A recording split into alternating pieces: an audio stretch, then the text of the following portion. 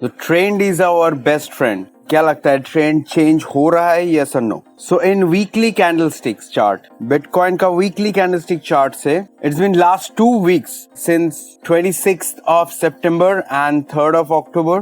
सो ये दोनों वीक का एंड आज जो नया वीक स्टार्ट हुआ है 10th of October से, ये जो 2 वीक्स है, last 2 weeks they have been green in colour, but जो कैंडलस्टिक का नेचर है not bullish at all. It's kind of shooting star. Big wicks on top which shows the rejection line. Back to back दोनों green candle पे ही एक big wick है ऊपर की तरफ. It's clearly showing the rejection and the selling pressure.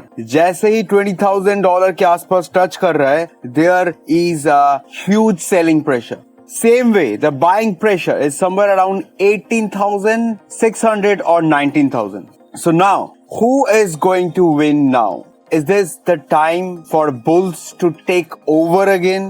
Bears are drying up? या फिर अभी भी मार्केट का सिचुएशन वही है कि बुल्स दूर दूर तक नहीं है, it's just bears dominating market. क्या सिचुएशन है अभी मार्केट का? So let's check in this video. So make sure you're watching this video till the very end. कुछ मिले या ना मिले, कुछ नया जानने को जरूर मिलेगा. So click on the like button to a new all-time high. Subscribe this channel to get this kind of videos every single day. And also be a part of our Twitter and Telegram handle, जिसका link video description पे मिल जाएगा. So let's get forward. So after a long time, long time, today I've decided to check on Bitcoin and some other altcoins chart because there is a strong reason. So US पे एक television show होता है on stock market जिसका नाम है mad money. I am not sure कितना लोगों ने इसके बारे में सुना है या फिर वाकई में ये वाला शो को कितना लोगों ने देखा है. कुछ हद तक ये शो ठीक ठाक है, मतलब 10% ठीक ठाक है, 90% इज ऑल अबाउट एंटरटेन. तो ये शो का जो होस्ट है उसका नाम है जिम क्रमर.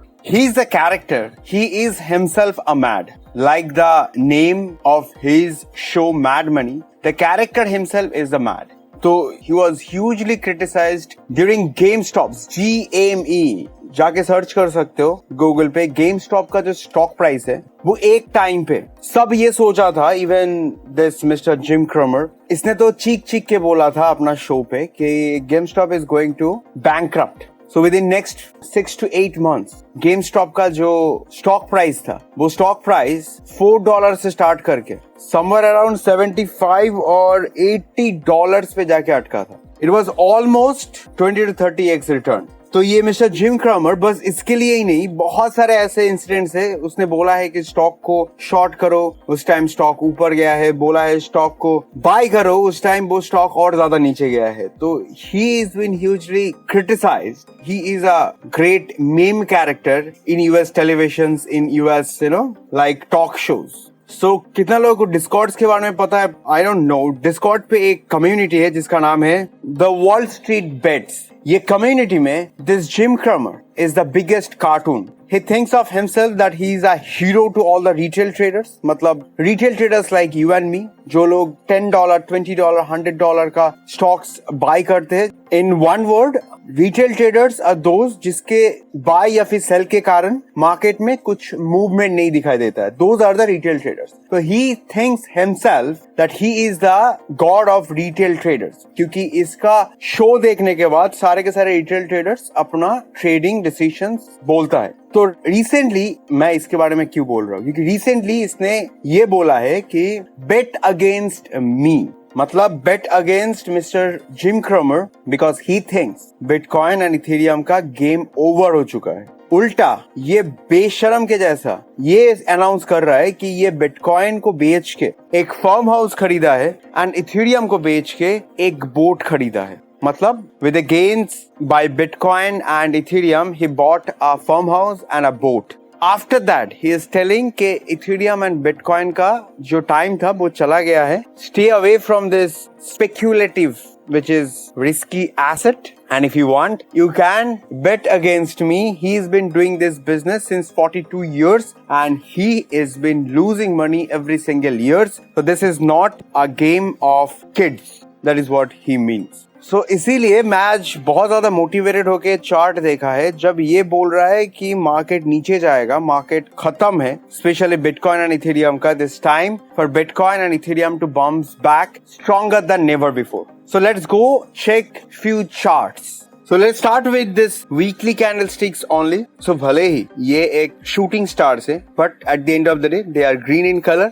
And जो recent candlestick मतलब recent week का जो closing है, which is exactly above the previous week's close. तो इसके चलते ये दिखाई देता है कि market moving, it's not died yet, market is moving. So now अगर और थोड़ा स्मॉलर टाइम फ्रेम पे चले, which is this daily candlestick chart, तो हम लोगों को और थोड़ा कुछ दिखाई दे सकता है. फर्स्ट ऑफ ऑल जो एक मूविंग लाइन एक जो स्टार्ट हुआ है, which is this the low around 18,100 जिसका डेट था back in 21st of September. तो इधर से लेके ये रहा higher lows 28th of September. Again another touch, ये भी जो रीसेंट टच है ये भी हायर लोज ही है. सो जो सेकेंड टच है this was back in 18,500 and जो रीसेंट टच है which is now on 19,129. That clearly shows market is moving upward.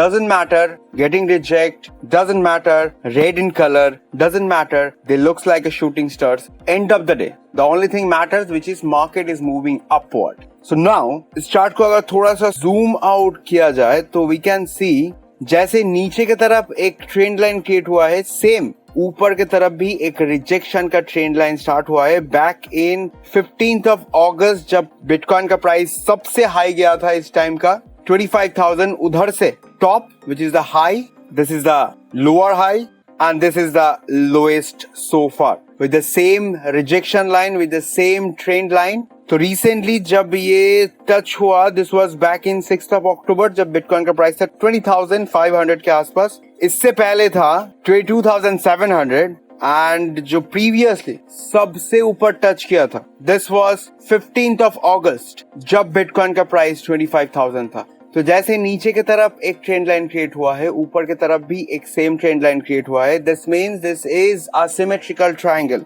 Not anything else. This is a symmetrical triangle. Again recently जो bitcoin का price है ये symmetrical triangle का support को test कर रहा है विच इज 19,100. अगर ये ट्रेंड लाइन को हमने बीट किया देन बिटकॉइन का price definitely can go up to 22,500 and later it can go above $25,000. This all are predictions.